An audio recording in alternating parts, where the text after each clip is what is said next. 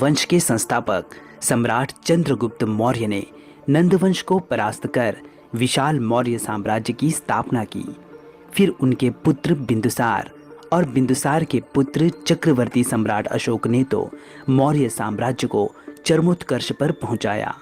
लेकिन सम्राट अशोक के पश्चात मौर्य वंश में अगले शासक उतने सशक्त नहीं हो पाए।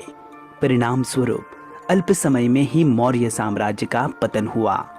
अंतिम मौर्य शासक बृहद्रथ को उनके ही सेनापति पुष्यमित्र शुंग ने मार डाला और सत्ता की बागडोर अपने हाथों में ले ली।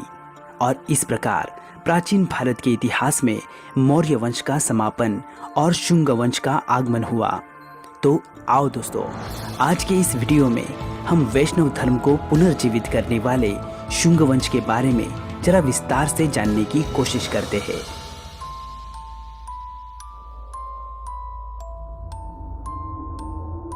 सेनापति बृहद्रथ के समय काल में ही मगध साम्राज्य पर यवन आक्रमण का खतरा मंडरा रहा। दिव्यावदान में पुष्यमित्र शुंग को बौद्ध धर्म का उत्पीड़क, बौद्ध साधुओं का हत्यारा और बुद्ध विहारों को तोड़ने वाला आदि बताया गया है। हो सकता है कि पुष्यमित्र शुंग बौद्ध विरोधी रहे हो, लेकिन बरहुत के स्तूप का निर्माण और सांची के स्तूप का जीर्णोद्धार पुष्यमित्र शुंग ने ही किया था, इस बात को नकारा नहीं जा सकता। पुष्यमित्र शुंग के हाथों सत्ता आने के पश्चात दुर्बल बन चुके मगध साम्राज्य को बल मिला। जो राज्य मगध की अधीनता त्याग चुके थे, पुष्यमित्र शुंग ने उन्हें फिर से अपने अधीन कर लिया। धनदेव के अयोध्याभिलेख से हमें ये पता चलता है कि पुष्यमित्र शुंग ने अपने कार्यकाल में 2 अश्वमेध यज्ञों का अनुष्ठान किया था, जिसके पुरोहित स्वयं महर्षि पतंजलि थे। इससे ये स्पष्ट होता है कि पुष्यमित्र शुंग ने अपने विजय अभियानों से मगध की सीमाओं का विस्तार किया था। विदर्भ राज्य पर विजय उसका एक उत्तम उदाहरण है। मौर्य काल में विदर्भ राज्य में यज्ञसेन नामक राज्यपाल था, लेकिन मगध की दुर्बलता का लाभ उठाकर उसने स्वयं को विदर्भ का स्वतंत्र शासक घोषित कर दिया। आगे पुष्यमित्र शुंग के आदेश पर उनके पुत्र अग्निमित्र ने विदर्भ राज्य पर आक्रमण किया और यज्ञसेन को परास्त कर विदर्भ राज्य को मगध साम्राज्य के अधीन कर लिया।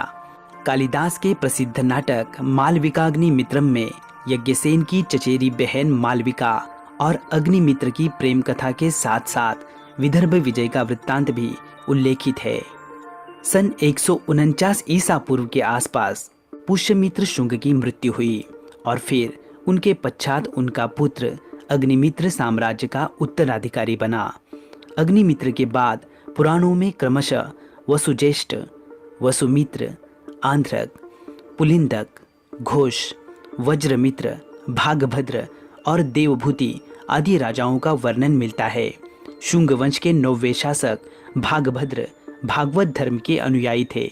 उनके दरबार में यवन राजा एंटियालकीड्स ने अपने राजदूत हेलियोडोरस को भेजा था।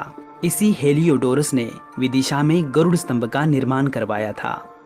देवभूति शुंग वंश के अंतिम शासक थे।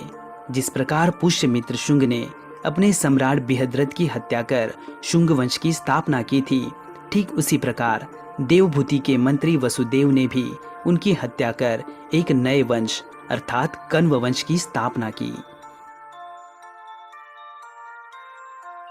मौर्य काल में जो स्तूप कच्ची ईंटों और मिट्टी से बनाए जाते थे, शुंग काल में उनके निर्माण में पाषाण का प्रयोग होने लगा।